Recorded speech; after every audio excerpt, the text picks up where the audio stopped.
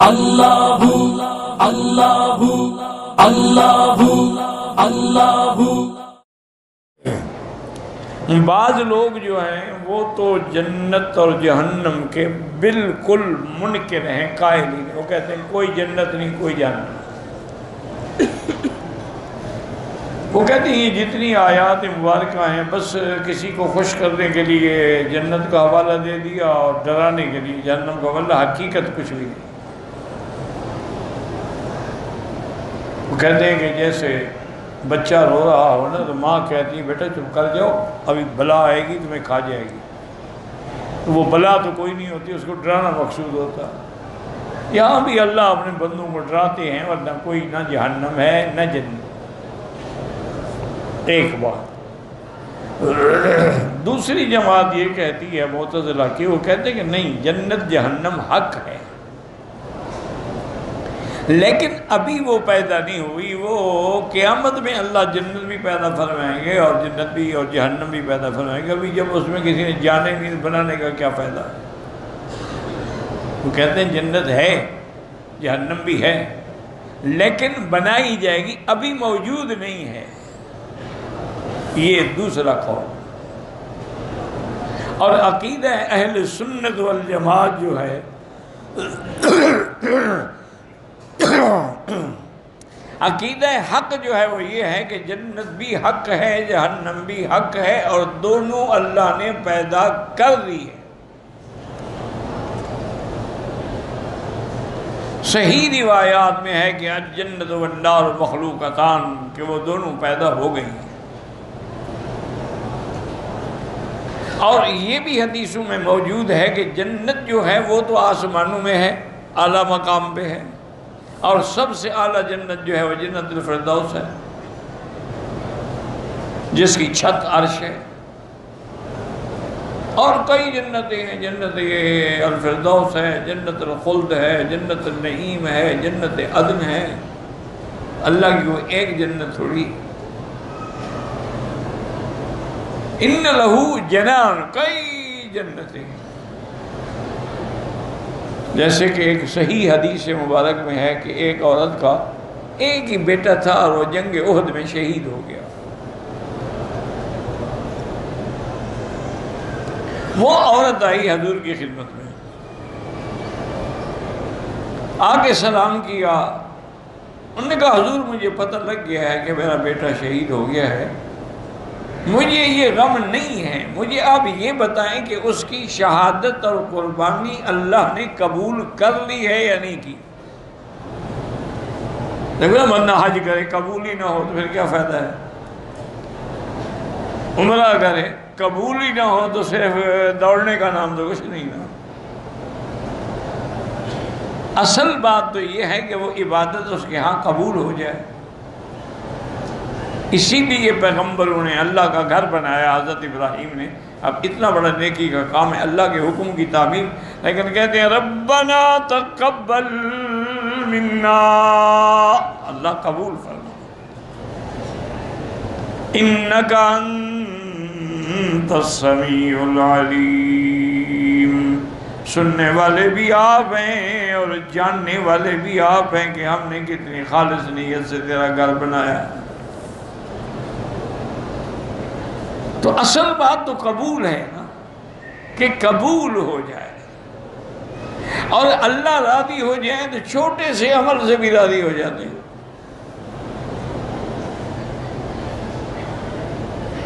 اور اگر قبول نہ فرمائے تو سال کی محنت کرتے کرتے راہ مر گئے لیکن اللہ نے قبول نہ کیا، کفر میں مر گئے۔ جوگی کتنی محنتیں کرتے ہیں، سادھو کتنی محنتیں کرتے ہیں، پنڈت کتنی محنتیں کرتے ہیں، کتنے چلے لگاتے ہیں، کھانا پینا بند، گوشت بند، ہر مرغن چیز بند، سوکھی روٹی پہ گزارا، اتنی محنتوں کے بعد نتیجہ جہنم۔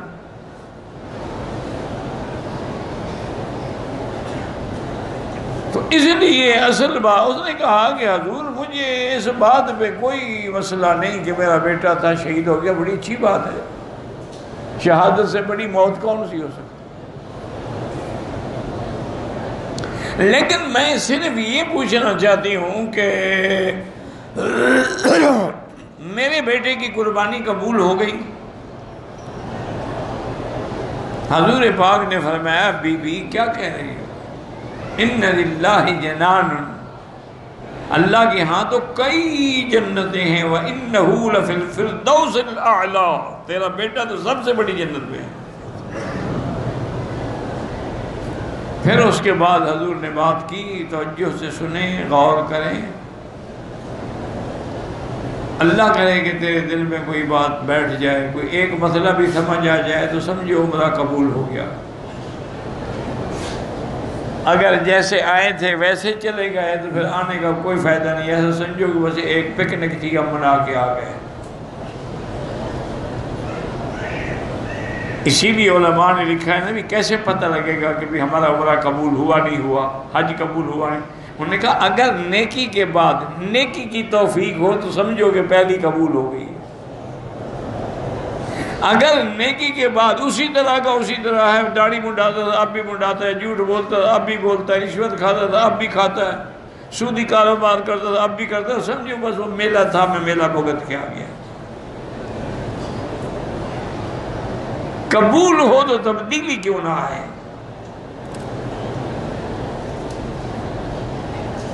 اب دیکھیں حضور نے کتنی بڑی بات، یہ بات تو میرا بدنی ہی کہہ سکتا ہے نا، اور کس کی طاقت ہے؟ سرکار دو جہاں نے فرمایا بی بی اگر تم چاہو تو میں اللہ سے درخواست کروں، اللہ تمہیں اپنی آنکھوں سے دکھا دے کہ تیرا بیٹا کس جنت میں ہے۔ کتنی بڑی بات، دیکھیں نا اللہ پہ کتنی بڑا ناز ہے میرے مدنی کو کہ جو میں مانگوں گا وہ مل جائے گا، ورنہ تو یہ بات ہی نہ فرماتے نا، کہنے کا معنی ہی یہی ہے۔ لیکن اب عورت کا ایمان بھی دیکھو اور اپنے ایمان کو بھی آزماؤ۔ اور عورت نے کہا حضور نہیں یہ دعا نہیں کرنی۔ جو ساتھ عورتیں بیٹھی تھی کہا کیا کہہ رہی ہو بیوقوف، تمہاری خوش نصیبی تھی تم اپنی آنکھ، اور نے کہا نہیں مجھے آنکھوں پہ تو شک ہے، محمد کی زبان پہ شک نہیں ہے۔ کہہ دو صلی اللہ علیہ وسلم، یار جب حضور کا نام آئے درود شریف تو پڑھا کرو۔ ویسے تو آپ نے مشہور کیا ہوا ہے کہ مکہ مدینے والے وہابی ہیں، وہاں درود نہیں پڑھتے ہیں، یہ اپنے ملک میں جا کے پھر بھی یہ نعرے لگانا کہ وہاں نہ درود ہے نہ جناب کوئی فاتحہ ہے نہ درود ہے۔ ان للہ و انا الیہ راجعون، پتہ نہیں خدا کو کیا جواب دے۔ اگر ان کو سرکار دو عالم سے ایمان سے کہیں، اذان میں اشہد ان محمد رسول اللہ کہتے ہیں یا نہیں کہتے ہیں، تکبیر میں، اور پھر کسی اپنے بزرگ عالم سے مسئلہ پوچھنا، میں تو عالم نہیں ہوں، میں تو ایک طالب علم ہوں، میرے تو بعض مہربان دوست ہیں، جیسے ہمارے دوست ہیں، بھائی بھی ہیں، ساتھی بھی ہیں، قاری خلیق کو کبھی کبھی مجھے بیچارے میری غلطیاں نوٹ کر کے بھیجتے رہتے ہیں، اللہ ان کو جزائے خیر دے۔ حنفی مسلک میں اگر کوئی نماز میں درود شریف بھول گیا سہون، وہ کہتے ہیں نماز ہو جائے گی۔ جن کو تم وہابی کہتے ہو نا، حنبلیوں کو، یہ کہتے ہیں درود نہ پڑھے تو نماز ہی نہیں ہوگی، یہ وہابی ہے۔ اصل میں تم نے محبت کا معنی رکھا ہوا ہے ڈھول ڈھمکا، محبت کا معنی تم رکھا ہوا ہے میلاد شریف اور جھمر اور پتہ نہیں کیا کیا تماشے بنائے ہوئے ہیں۔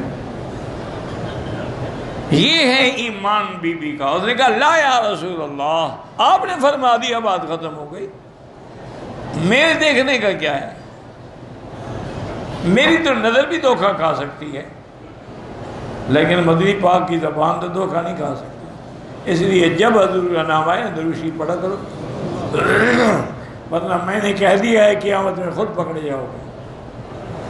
حضور نے فرمایا سب سے بڑا بخیل ہے جو میرا نام سنے اور مجھ پہ درود نہ پڑھے۔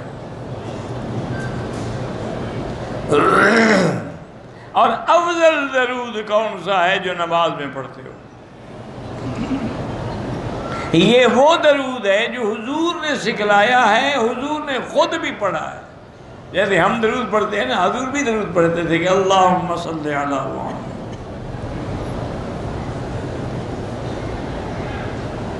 تو اب جناب دیکھیں، جو عقیدہ اہل سنت والجماعت ہے، اہل سنت سے مراد میری یہ نہیں ہے جو آج کل نئی ٹوپیوں والی جماعتیں نکلی ہیں، یہ تو اہل بدعت والرذالت ہیں، یہ اہل سنت تھوڑے ہیں۔ اہل سنت کا معنی یہ ہے کہ جن کے ہر عمل میں سنت محمد مصطفیٰ، اور جن کے ہر عمل میں جماعت صحابہ پر ایمان ہو۔ سنت کا لقب بھی حضور نے ہمیں دیا ہے، علیکم سنتی، میری سنت کو پکڑو۔ یاد رکھو، حدیث ضعیف ہو سکتی ہے، سنت ضعیف نہیں ہو سکتی۔ ایک ہے حدیث، ایک ہے سنت،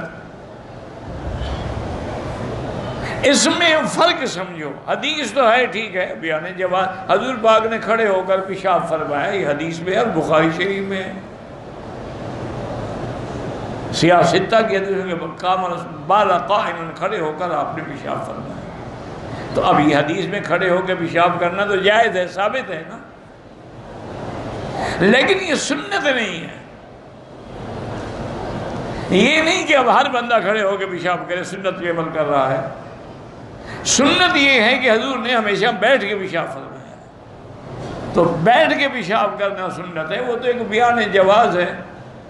یہ تو اللہ میرے مدنی پہ کروڑوں صلاۃ و سلام بھیجے کہ اپنی امت کے لیے کتنی مشکل حل کر دی کہ ایک آدمی معذور ہے بیچارہ، بیٹھ کے نہیں کر سکتا، کھڑے ہو کے کر۔ یا آدمی یورپ میں اور ایسے کافر ملکوں میں جاتا ہے کہ وہاں پیشاب کی جگہ ہوتی کھڑے ہو کے کرنے کی، اور بیٹھتے ہیں ہی نہیں۔ پڑھی لکھی قوم ہے نا، بڑی ایڈوانس قوم ہے نا، کھاتے بھی کھڑے ہو کے، پیشاب بھی کھڑے ہو کے کرتے ہیں، اور ہم ان کے غلام بنے ہوئے ہیں جن کو ابھی تک نہ کھانے کی تہذیب ہے اور نہ پیشاب کی تہذیب۔ ان کے نزدیک پیشاب پلید ہے ہی نہیں، ٹیشو رکھا بس ختم، باقی جو ہے وہ پینٹ خود بخود جذب کر لے گی۔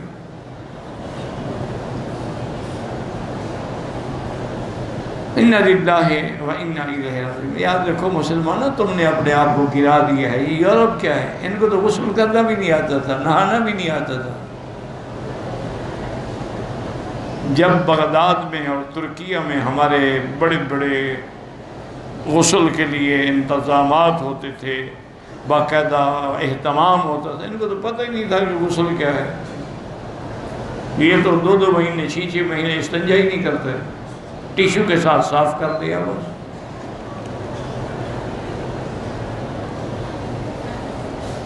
آپ کے نزدیک وہ بڑی پڑھی لکھی قوم ہے، اور ساری انہیں پیچھے دوڑ رہے کہ خدا کرے بس یہ ہم پر راضی ہو جائیں، اور کسی طرح اللہ ناراض ہوتا ہے تو ہو جائے، لیکن یہ راضی ہو جائیں۔ ختم نبوت میں حضور ناراض ہوتے ہیں تو ہو جائیں، لیکن کافر راضی ہو جائیں۔ انہوں نے حکم دیا ہے کہ قادیانیوں کی حفاظت کرو، ہمارا بوٹا لگایا ہوا ہے۔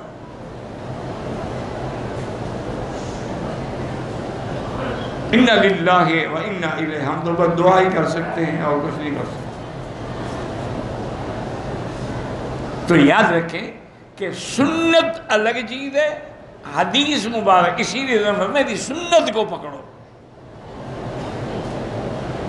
اور اسی طرح فرمایا علیکم بالجماعہ، اور جماعت کو پکڑو، جماعت سے الگ نہ ہوں۔ تو اس لحاظ سے لقب آیا اہل سنت والجماعہ۔ جیسے فرمایا کہ ما انا علیہ واصحابی، تو جس پہ آپ ہیں وہ حضور کی سنت ہو گئی، اصحاب ہیں وہ جماع ہو گئی۔ تو اہل سنت والجماعت کا عقیدہ کیا ہے کہ جنت بھی حق ہے، جہنم بھی حق ہے، اور دونوں اللہ نے پیدا کر دی ہیں، چونکہ قرآن فرماتا ہے جنت کے بارے میں کہ وہ عدت للمتقین، اللہ کے ڈرنے والوں کے لیے وہ تیار ہے، یہ نہیں ہے کہ بنائی جائے گی۔ جہنم کے بارے میں وہ عدت للکافرین، وہ جہنم کافروں کے لیے تیار ہے۔ اور سب سے بڑی گواہی جو ہے وہ میرے آقا کی ہے، رحمت دو جہاں کی ہے صلی اللہ علیہ وسلم، حضور کی گواہی۔ حضور نے فرمایا کہ معراج کی رات میں جنت کے اندر گیا، اگر جنت پیدا نہیں ہوئی تھی تو حضور کیسے گئے؟ اور حضور نے فرمایا کہ مجھے جہنم کا نظارہ بھی دکھایا گیا،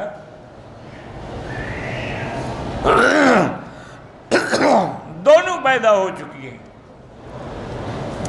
جہنم نیچے ہے، یاد رکھو، جنت اوپر ہے۔ اور ایک قول یہ بھی ہے کہ جتنا سمندر ہے اس کے نیچے جہنم ہے، اور پوری دنیا کا نقشہ اگر دیکھو نا جی تو 3 حصے پانی ہے اور 1 حصہ صرف خشکی ہے جس پہ آپ رہتے ہیں، باقی سارے سمندر ہیں، دریا ہے۔ اس کے نیچے جو ہے جہنم ہے، جہنم کے اوپر ایک غلاف حجری ہے۔ غلاف حجری کا کیا معنی ہے؟ یعنی پتھر کے اوپر ایک پردہ ہے۔ یہ جتنی ڈرلنگ کرتے ہیں، کھدائی کرتے ہیں نا پیٹرول کے لیے یا ڈائمنڈ نکالنے کے لیے یا سونا نکالنے کے لیے، وہ کہتے ہیں کہ ایک حد ہے، وہاں پہنچ کر ہماری مشینیں بیکار ہو جاتی، پھر آگے نہیں کام کرتی۔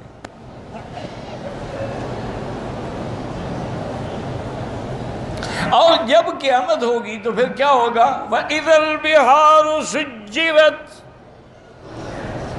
اللہ فرماتی ہیں کہ پھر ہم جہنم کی آگ کو بھڑکا دیں گے، اوپر سے چاند سورج تارے بھی سمندر میں ڈالیں گے اور نیچے سے وہ پردہ بھی ہٹا دیں گے تو آگ ظاہر ہو جائے گی۔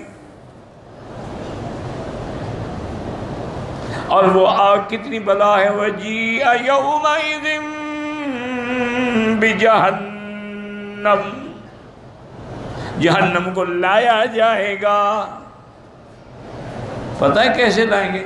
70,000 فرشتے نے 70,000 لگام پکڑی ہوگی اس کو کھینچنے کے لیے، ورنہ وہ نعوذ باللہ وہ ان سے بھی دوڑا کے بھاگ جائے۔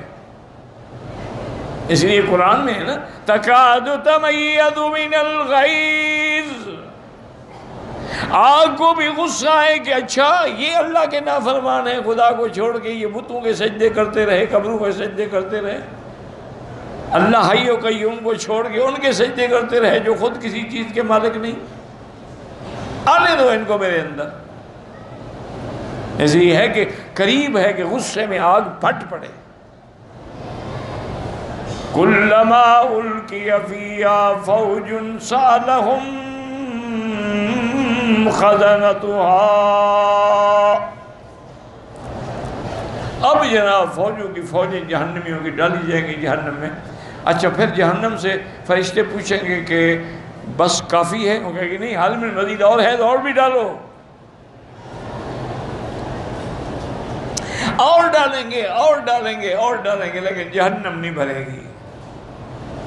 پھر یہ میرے مولا کا رحمت ہے، حدیث صحیح میں ہے کہ حتیٰ یضع قدمہ فیقول قطن قطن قطن، اللہ تعالیٰ اپنا قدم مبارک جیسے اس کو لائق ہے اپنا قدم رکھیں گے جہنم کے اوپر، ابھی بس بس میں نہیں برداشت کر سکتی۔ اسی لیے میرے مدنی ہر صبح کی نماز میں جب اٹھتے تھے سب سے پہلے آسمانوں پہ نظر ڈالتے، ان فی خلق السماوات والارض واختلاف اللیل والنہار لآیات لأولی الالباب، یہ آیت مبارک پڑھتے اور اس کے بعد فرماتے تھے اللہم انت قیوم السماوات والارض من فیہن، اللہم انت نور السماوات والارض من فیہن، اللہم انت الحق ووعدک الحق وقولک حق ولقاؤک حق والجنت حق والنار حق والنبیون حق ومحمد صلی اللہ علیہ وسلم حق۔ یہ پڑھتے روز۔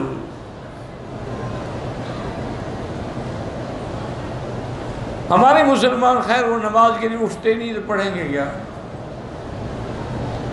وہ تو اللہ کا فضل ہے نا جی کہ یہاں آئے ہوئے ہیں سرزمین حرم میں، پھر بھی ہوٹلوں میں سو جاتے ہیں بیچارے جی، دور ہے ہمارا مکہ شریف، حرم دور ہے۔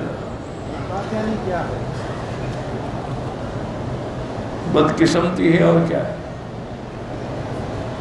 جس کو اللہ یہاں آنے کے بعد بھی گھر نہ آنے دے، توبہ کرو، استغفار کرو۔ زمیندار آپ نے رکھ بھائی 4-5 میل پیدل چل لیتے ہیں، پرواہ ہی نہیں کرتے، تمہیں تو بسیں لے آتی ہیں،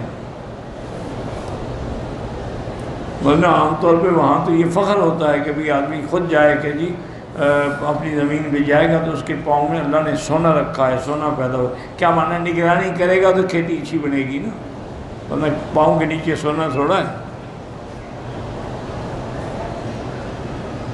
اب نتیجہ کیا نکلا کہ جنت بھی حق، جہنم بھی حق، اور دونوں اللہ نے پیدا کر دی ہیں، لیکن ظاہر اسی دن ہوں گی جب موت کے بعد میدان حشر سجے گا۔